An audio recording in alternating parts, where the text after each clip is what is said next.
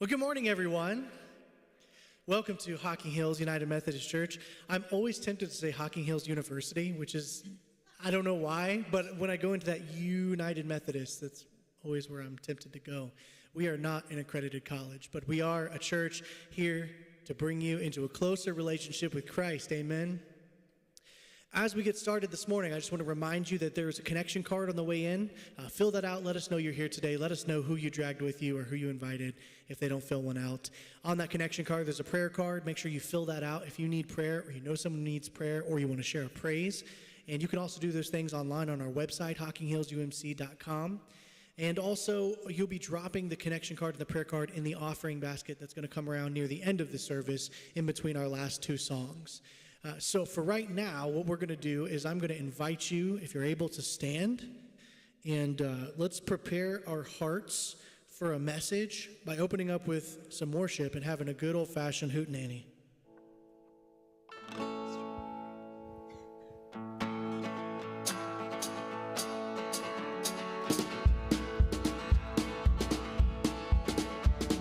Some glad morning when this life is over,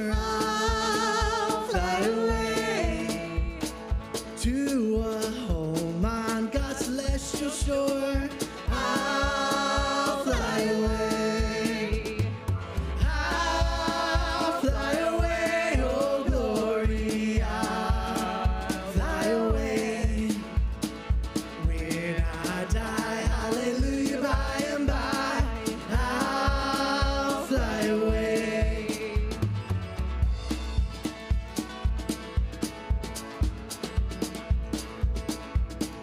When the shadows of this life have grown, I'll fly away. Like a bird from prison bars has flown, I'll fly away. I'll fly away, oh glory, I'll fly away. In the morning when I die, hallelujah, by and by,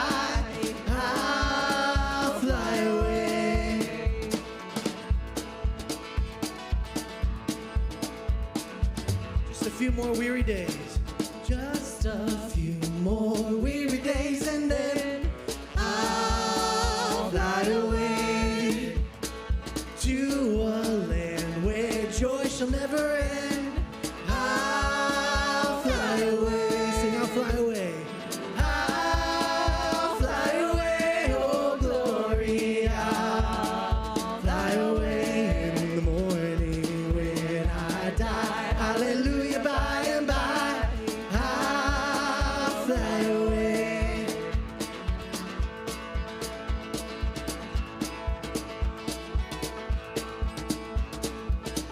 a river of life flowing out of me, makes the lame to walk and the blind to see, opens prison doors, sets the captives free.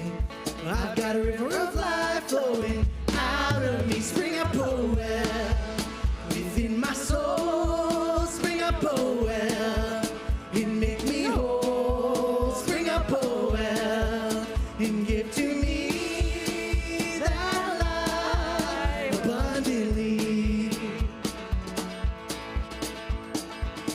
a river of life flowing out of me, makes the lame to walk and the blind to see, opens prison doors, sets the captives free. I've got a river of life flowing out of me. Spring up, oh well, within my soul. Spring up, oh well, and make me whole. Spring up, oh well, and give to me that life abundantly.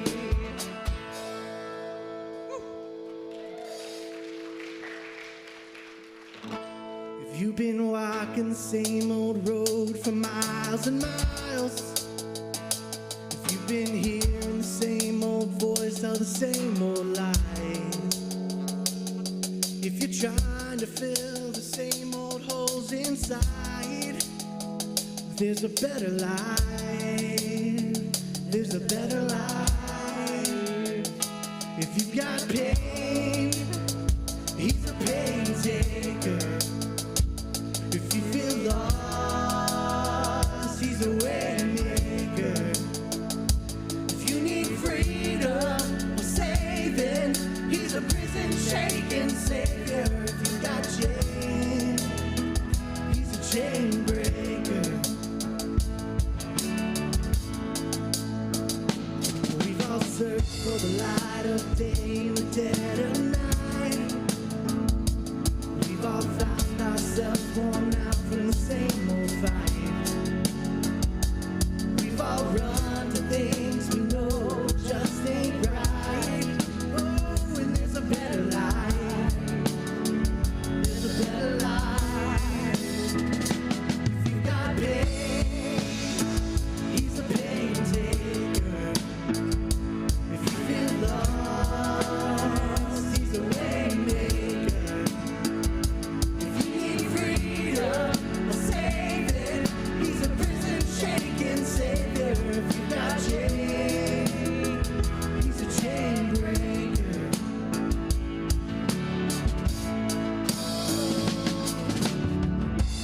You believe it, if you receive it, if you can feel it, somebody testify. If you believe it, if you receive it, if you can feel it, somebody testify, testify. If you believe it, if you receive it, if you can feel it, somebody testify. If you got pain, he's a pain taker. If you feel lost, oh, he's a way maker. If you need freedom or saving, he's a prison shaking savior. If you got chains, he's a chain breaker. Oh, if you need freedom or saving, he's a prison shaking savior. If you got chains, he's a chain breaker.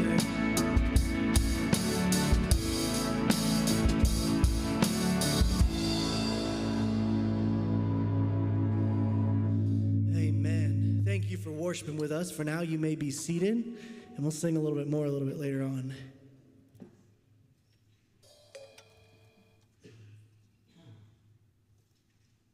Okay, still me. And I've got some announcements, or I'm sorry, some highlights for you all that I'm going to share before we get into our message today. So a couple of things on my list here. And it's actually not my list. I stole this from Margie Swope. I asked her, hey, do you have the highlights? And she said, yes, I threw them in the trash. So I dug them out, and that's the dedication I have to our church. Anyway, next Saturday, we are going to be having, the Trail Life is having a pancake and sausage breakfast here in the cafe. It's by donation only, and all the proceeds are going to support the troop. And there's going to be orange juice and coffee to complete the morning. I encourage you to come to that. I don't have the time, but they'll have the time. If you ask someone at the Welcome Center, they'll have the time. It's going to be a wonderful event. They've been planning it for a while, and those kids, I tell you, they like to serve, and they like to serve people. So even if you don't like pancakes and sausage, I encourage you to come and just be present and see how this troop is operating, because they are growing, and they're doing fantastic. 8 to 11, a little bird just said. And by little bird, Rob, thank you. Next Sunday, July 31st at 12:30 after the harbor service. So the service you're in right now is called the harbor service. The earlier service that starts at 9 is the journey service. So next Sunday after the harbor service, so at 12:30, we're having a church hall meeting. So that is going to be a place where we're going to give some updates on the church and the building and things that are going on. And I believe that's also going to be an opportunity to ask any questions that you may have about things that are going on and happening in the church as well, whether it be actually in this church or in the community. I encourage you to be there. It's going to be very great. There used to be, we've had these, and we haven't had one since we've been in the new building. So this will be great. It's our first church hall meeting in the new building. Tonight, we are having youth group at 6 p.m. from 6 p.m. until 7:30 here at the church. Now, that's for kids grades 6th grade through 12th grade. Now, school's coming up, so if your kid is going into 6th grade, they're welcome to be here. We'd love to have them. We're also having, seniors that have recently graduated in the last year or two come during the rec nights that we're having on Sundays up until we start cluster in the fall. Now, tonight, we are wearing our pajamas, and we are eating cereal and watching cartoons. So we have a lineup of cartoons. Some older and some newer that'll kind of, I think, speak to all the ages there. I reached out to some of the kids to say, what kind of cartoons did you watch? So I got some of those. We're going to be eating cereal, watching cartoons. And if you have a kid that's lactose intolerant, we do have some almond milk here for them as well. So they don't have to come prepared with anything else. Let's see. Oh, on the subject of youth, next Sunday, definitely make sure you're here for youth group. If you're a youth, if you're watching online, or you know somebody who's that age, we're having a paint war. So we're going to be showing up wearing clothes that we don't mind getting dirty, white T-shirts. We have buckets of water that are going to be colored with paint. We'll be wearing goggles, and we've got those little things in the pool that you spray water on each other, and we're going to be just having an all-out paint war, decorating each other with colors, and hopefully leaving more colorful than you came. Rob just asked if it's going to be outside. Yes. I don't want to be killed by a trustee, so we're going to do it outside because that would be really bad. But yes, and the beautiful thing about that is even if it's raining, you can still do it, but I don't think that there's any rain on the forecast. Last thing I have here is, the singing of the choir and the handbell ringers. Okay, so here's the thing. If you would like to join, we have the worship singers and we have the handbell choir. And you don't necessarily have to be a musician to be a part of those groups. That doesn't mean that you can't be. What that means is Ryan does a great job of offering the music, both the handbells and the worship singers, in a way that anybody can join and be a part. So if you're somebody who sings or thinks you can sing, even if people tell you you can't sing, you should come and check out you don't sing in the handbell choir, but you should come and check out one of these musical groups because they're fantastic. I've had an opportunity to be in both of these groups at some point or another, and they are a great musical family. Right now, they're meeting on Wednesday, August 10th, and the rehearsals are going to start at 6 p.m. for the bells and 7 p.m. for the choir in the music room. So these double doors that are over here, if you go straight out those double doors, the music room is across the hallway. You don't have to know how to read music to be a part, and there's no tryouts, so you don't have to worry about coming in and then them saying, you're really bad, don't come back. Because even if you're really bad, they'll keep you and they'll love you anyway. That's why I got to sing with them. Who wrote this? Anyway, just talk to Ryan Whitescarf if you have any questions, and that concludes the highlights for the service. Now, as we're moving into our message, I'm going to introduce Stephanie Taylor. She is coming to speak from Habitat for Humanity, and we're honored to have you. Thank you for coming and joining us, and I want to make sure I get this information right. She is the Director of Community Engagement for Habitat for Humanity for Hocking and Fairfield counties, and she lives in Canal Winchester. She says sometimes she has speaking engagements, and often she gets to be building houses with volunteers and future homeowners. So would you please put your hands together and help me welcome Stephanie Taylor from Habitat for Humanity.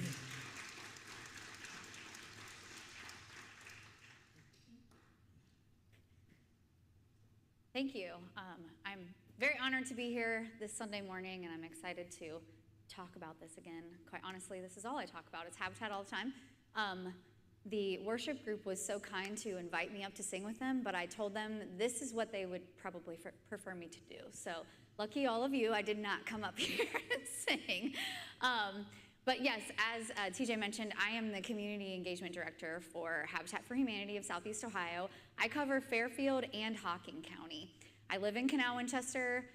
One of my favorite facts is I love to tell people my grandmother is my neighbor, and I'm sure people think, oh, my house is over here, her house, no. We live in condos, and I'm here and she's here, so we are direct neighbors. We almost share a wall. It's fabulous, and I enjoy every bit of it.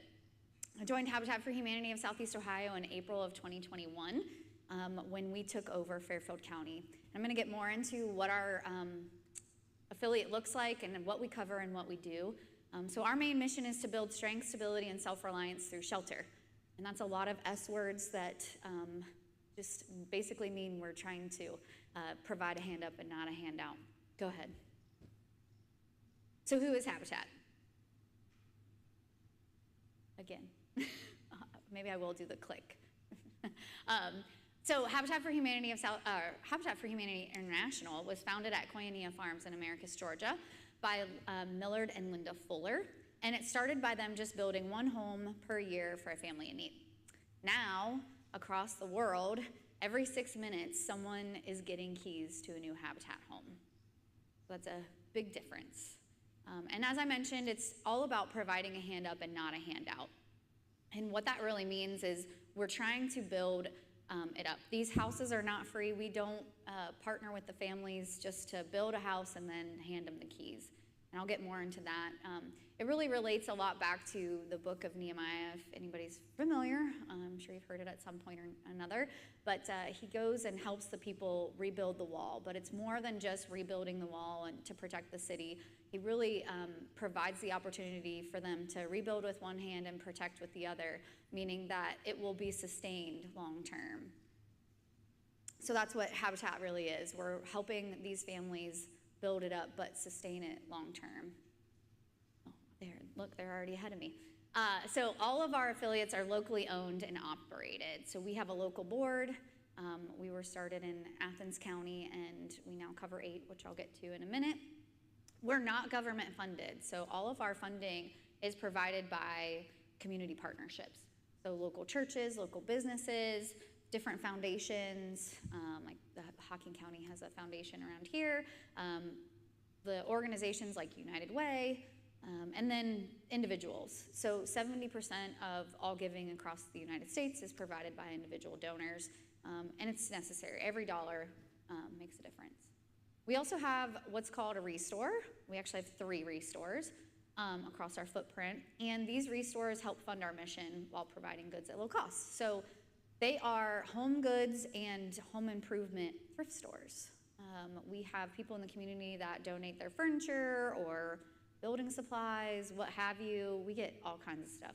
Tiny little exercise bikes. I don't know. We get some things that I don't even know where they come from. But what we do is provide, they donate and the folks in the community buy that, and all that funding goes back to provide operational expense costs, covering a lot of that. So, and it keeps a lot out of the landfills. Go ahead. So this is our service area. We have 8 counties, as I mentioned: Muskingum, Noble, Perry, Morgan, Fairfield, Hocking, Athens, and Meigs. So I cover Fairfield and Hocking. There are 2 other people that split the other 6. And we, as I mentioned, we have 3 restores, so 1 in Athens, 1 in Muskingum, and 1 in Fairfield County.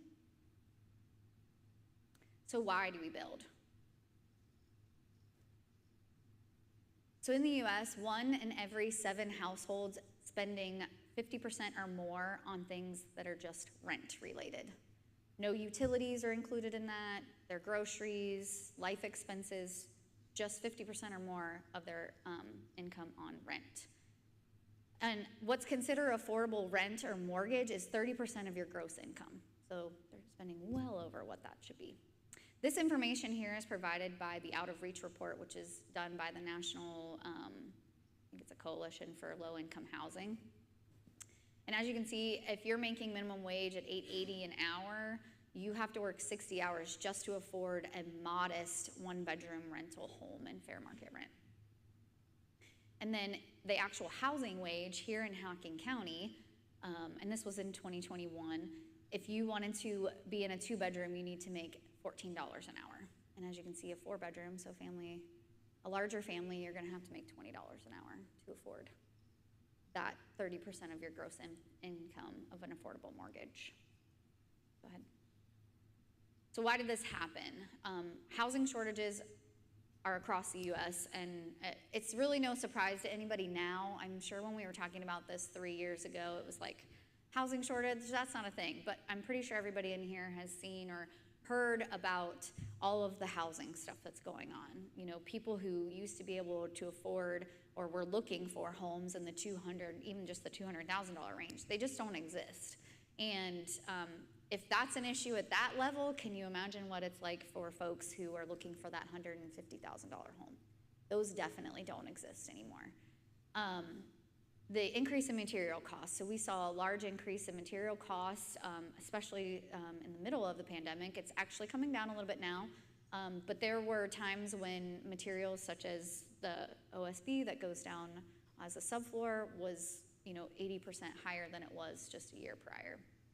And all of that combined creates a lot of problems for the for-profit contractors, especially because there is no profit in developing homes under the at the $180,000 level or lower. And there's just a big lack of infrastructure and contractors. So we've continued to see a decline in the contracting world. The contractors that are working are so overworked because there's just not enough out there. So our organization, Habitat for Humanity of Southeast Ohio, we really aim to solve these problems. And our goal is to do that while improving the communities and the quality of life. So who do we build for? So it's home ownership. That is another big misconception, is most people think we, again, build these homes and give them away for free, But we actually partner with the families. And the families need to fall within 30 to 60% of the area median income. And they must have a housing need, which can look very different across the board. Sometimes it could be a space issue, an affordability issue. And they must be willing to partner with us. So they have to complete 250 sweat equity hours per adult. And that can be done at the restores if their house isn't being built yet. But once their house is started, they complete majority of that on the homes, building alongside the volunteers, learning how to do all of the things that they do on the build. And then we put them through financial literacy classes as well. So they learn to budget and follow through on financing. Which allows them to be that much more successful. These homes sell for around $100,000. So as I mentioned, it is a mortgage because they buy it from us. We hold the mortgages. It's a 30-year mortgage at 0% interest, which is a huge difference for those of you that have mortgages. You understand what I'm talking about. And the mortgages that we have with them range somewhere in the $400 to $500 range a month, including taxes and insurance.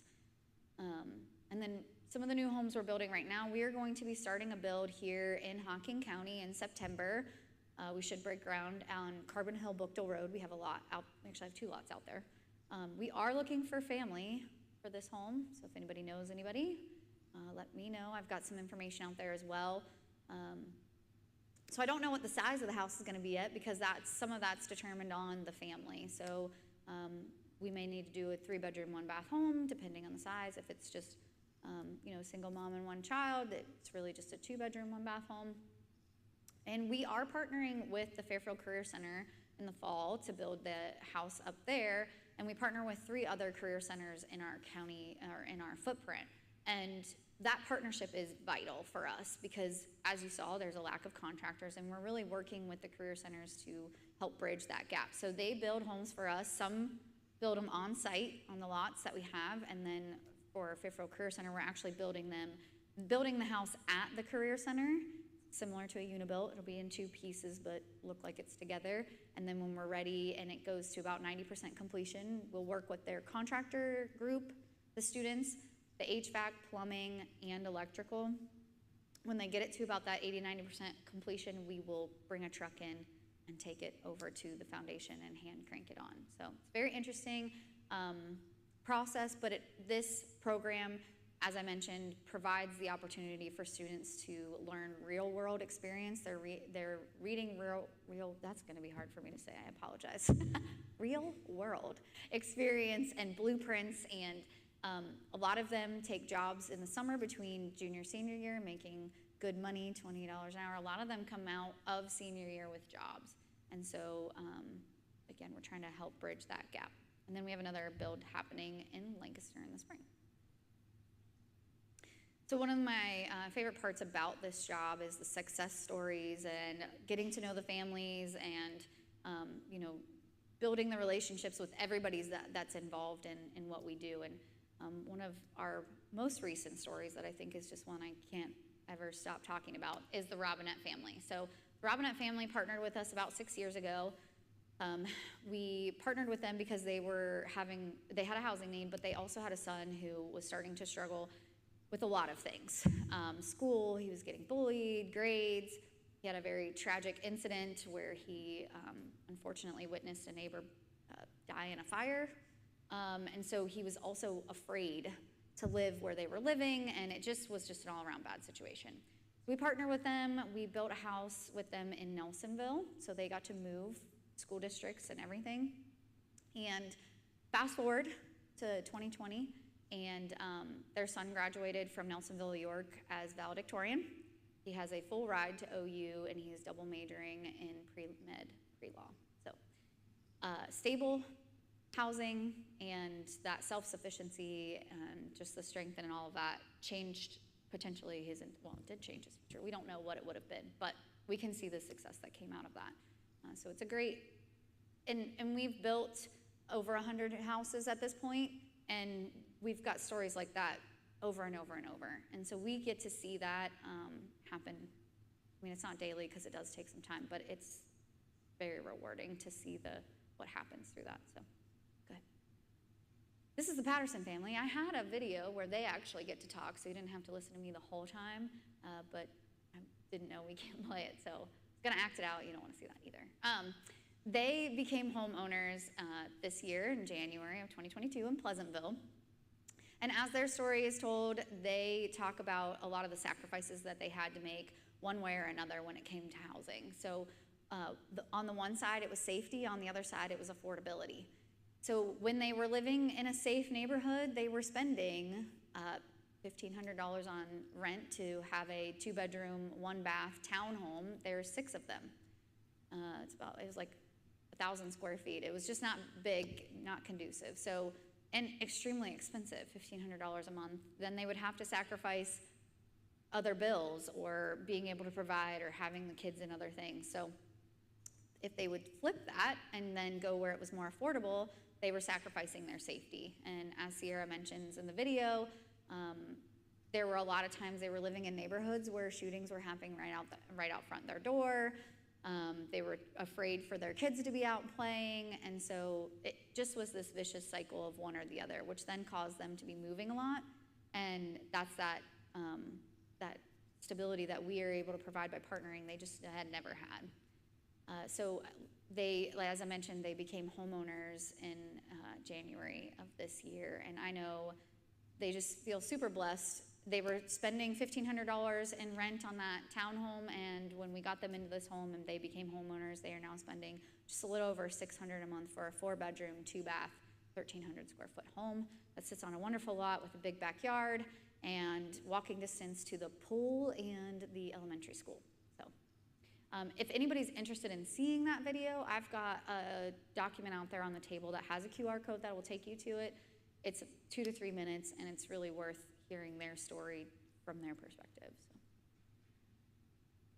So what are some of the habitat and restore outcomes? We have a less than 1% foreclosure rate. As I mentioned, we've built over 100 homes. When we took over Fairfield County, that added to our inventory of homes, so we will be on house 150 within the next year or so. So a less than 1% foreclosure rate, anybody that knows that information is very good. The banks can't say that they have that. It really helps that we do hold the mortgages because we can work with the families when there is a need to partner with them and figure some things out, because we do know life happens. When we build in neighborhoods, we are also helping to reduce the crime while raising those property values. We know that when we put homes into neighborhoods and the new partner families, as those new houses go up, everybody around starts looking at their own homes and they start making some little home improvements. So, oh man, my siding needs to be power washed, or ooh, our roof looks a little rough, or my front, porch needs to be restained. And it's actually really fun to see, because you'll be out there volunteering and then all of a sudden you start hearing some little other projects going on and you're like, oh, it's actually happening right now. We have a 7-lot property in Zanesville that there was a really high crime rate. The city had donated 7 lots in a row on Meade Street in Zanesville, and we are finishing up house number 7 now, but we know from the police department and all of that a lot of the crime that used to exist in that short area has moved. I mean, unfortunately, I wish it would go away, not just move, but it has moved out of that area. As I mentioned, it creates that self-sufficiency. So when they go through all of this the building on their home and learning how to do siding and fixing roof pops because they're up there nailing down the shingles and all of that, they're able to do that if they need to maintain the home as it goes along. And so it creates that self-sufficiency. We're increasing the housing stock by putting in the newer homes, and these folks are paying into the property taxes, which is great. And then when it comes to the restores, those donations and the folks purchasing that stuff, it's helping us to reduce the landfills. When people put out their furniture, anything out on the curb, if we don't have people going around picking any of that up, it's going right into the landfill. And that's just something we're trying to help reduce as much as possible.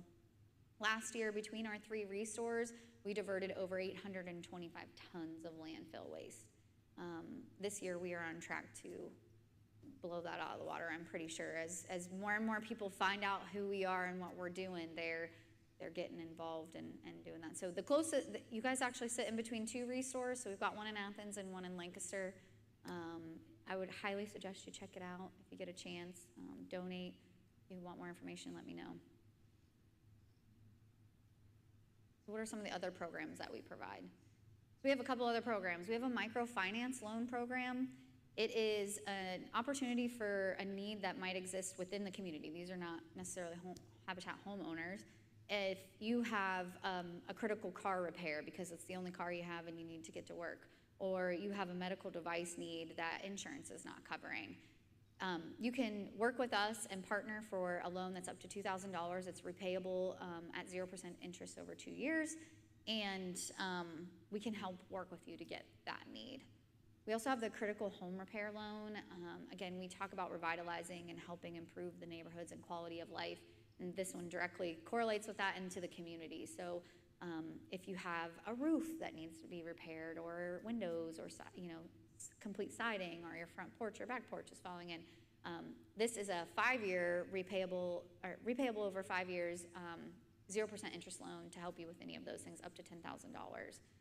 We really like to focus too within the community on the seniors and veterans, because we know it's a wide population that unfortunately doesn't always get the help they need. So if anybody knows of anybody that needs help in that area, we are here for that as well. We have some home maintenance training classes. So we have a training facility built into our main office in Millfield, which is right outside of Chansey, if anybody's familiar with that area. And it's set up so that we can teach the community and homeowners. We're going to be opening it up to the community hopefully soon. COVID kind of put a damper on us doing that.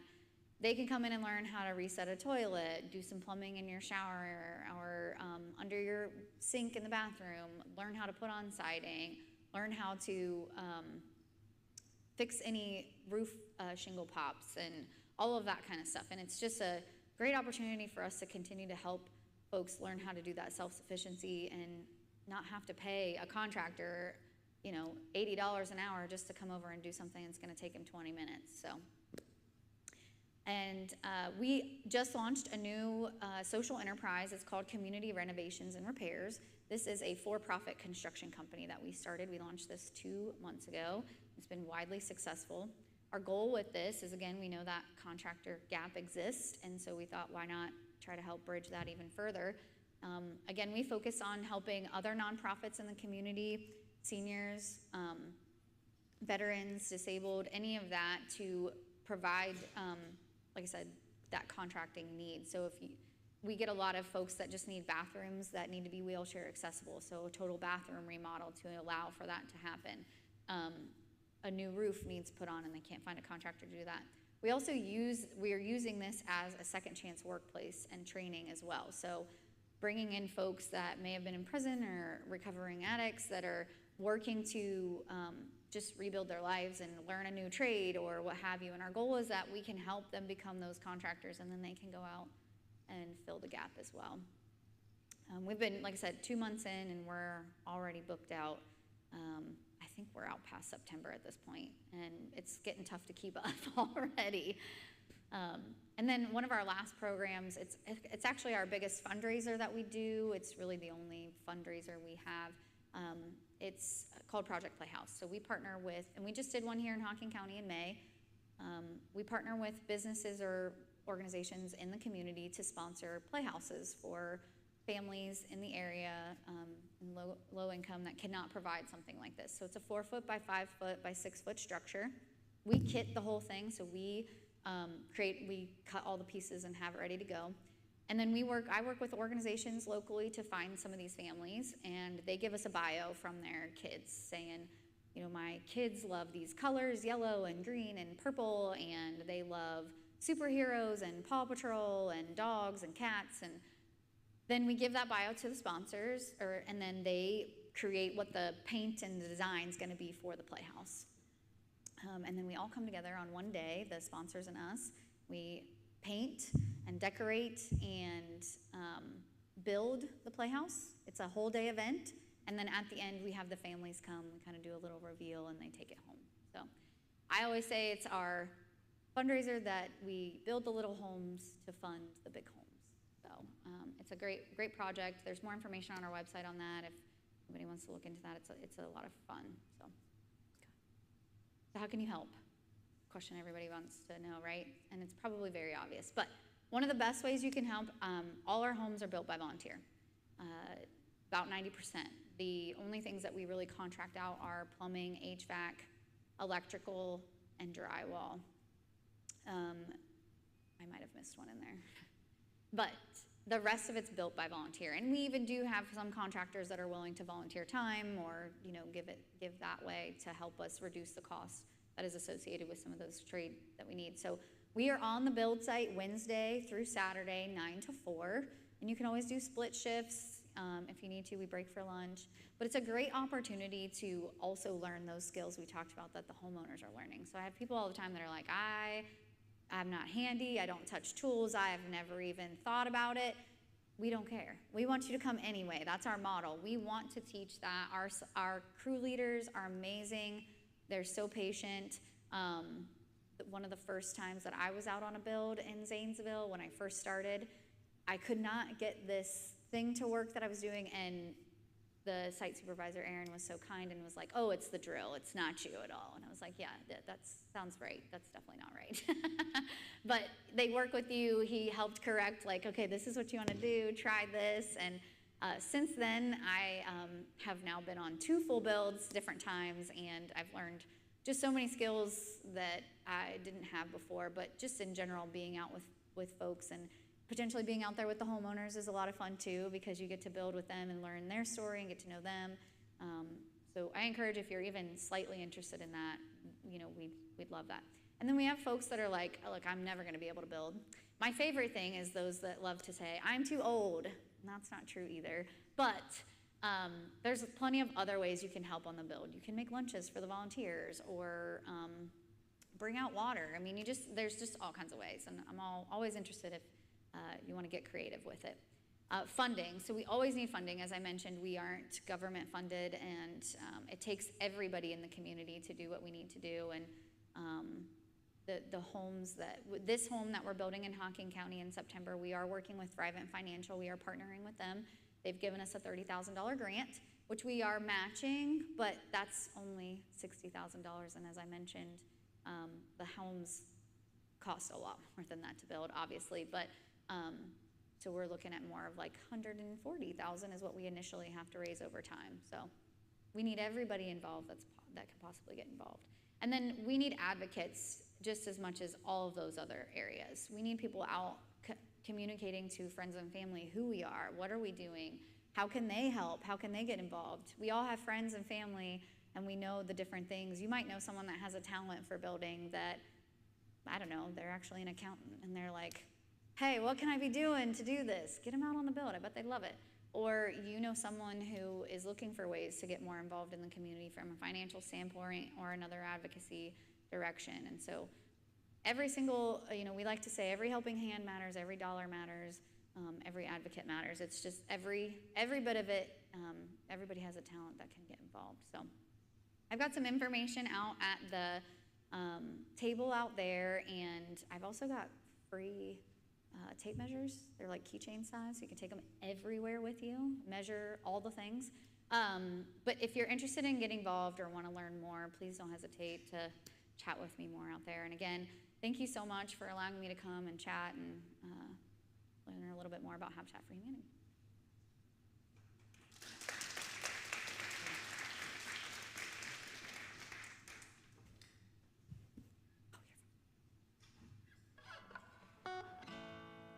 sure you don't want to sing? Okay. We have extra microphones. Well, thank you so much for sharing. Definitely encourage you after the service is over to go out and check out our table. And yeah, you were naming off a lot of like skills and talents that you can use, and we have those in our church, I assure you. So that's really cool. We were built for this. Well, before we close out, what we're going to do is we're going to sing a couple songs. So I'm going to invite you all again, if you're able, to stand. And if you have your connection card, prayer cards, offering, that kind of stuff, just have them ready after this song. The ushers are going to come around and collect that. But for now, let's get into a place of worship, and then I'll call them down at the end of this song.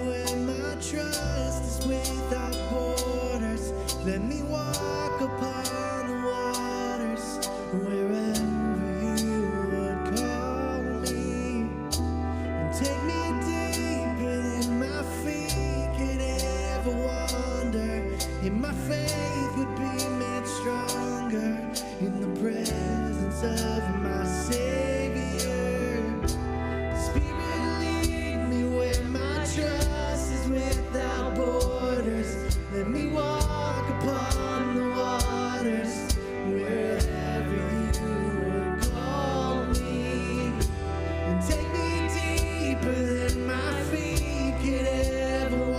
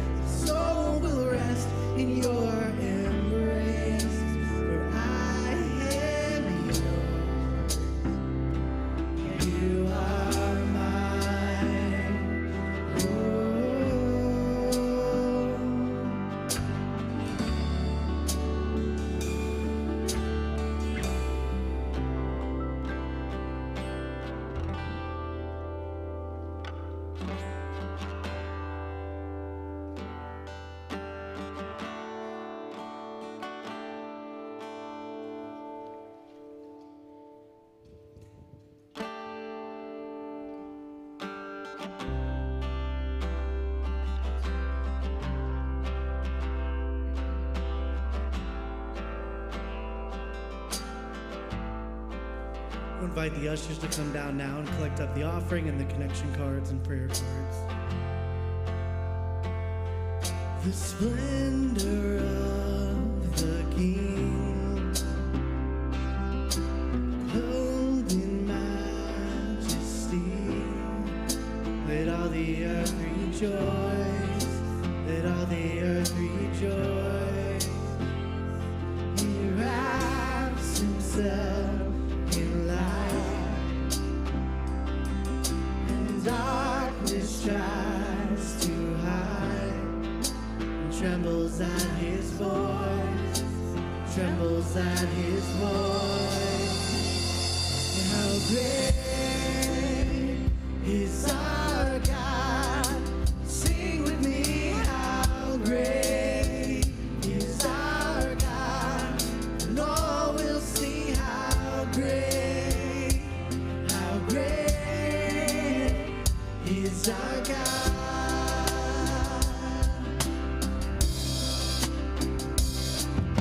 And age to age he stands.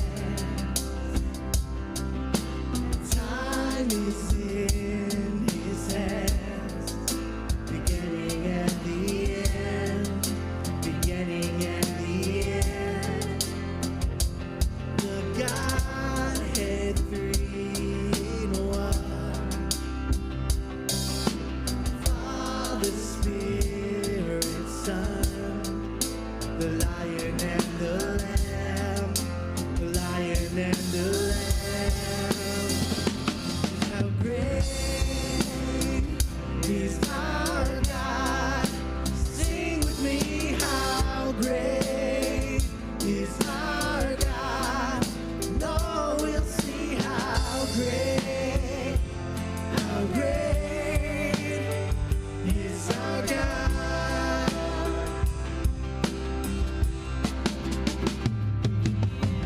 Name above all names, worthy of all praise. My heart will sing how great is our God.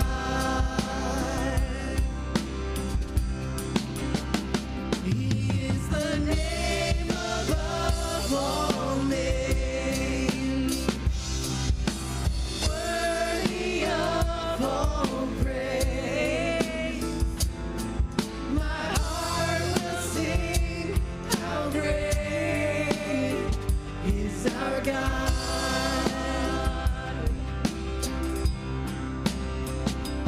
How great is our God?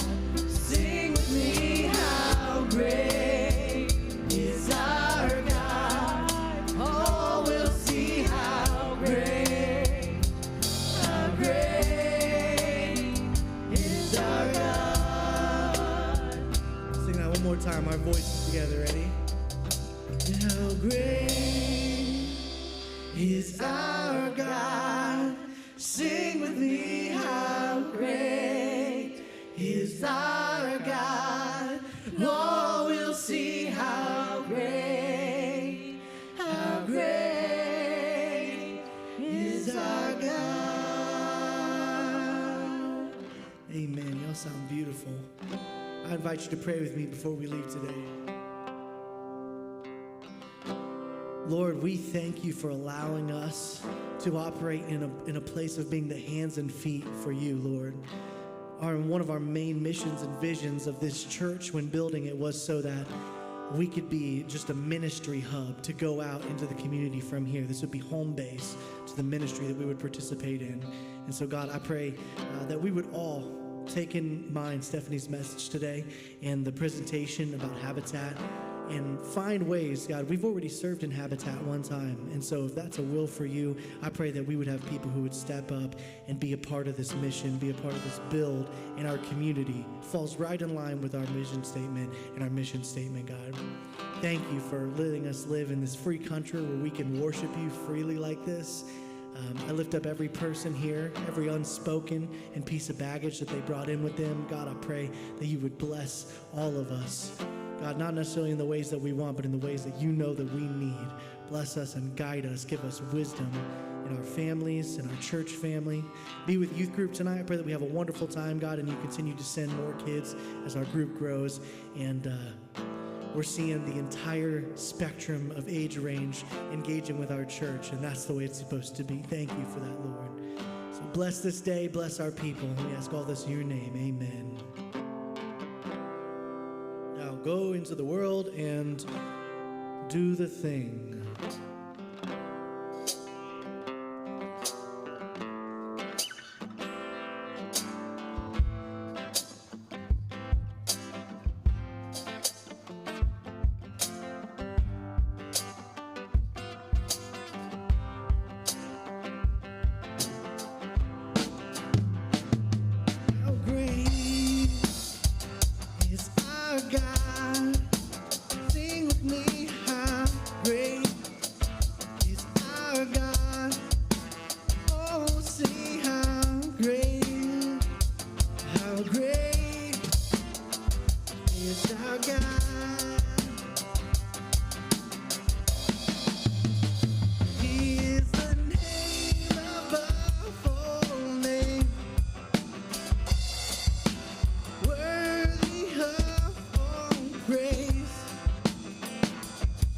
In my heart will sing how great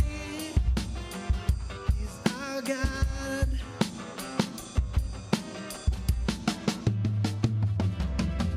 Name above all names, worthy of all praise. And my heart will sing how great is our God.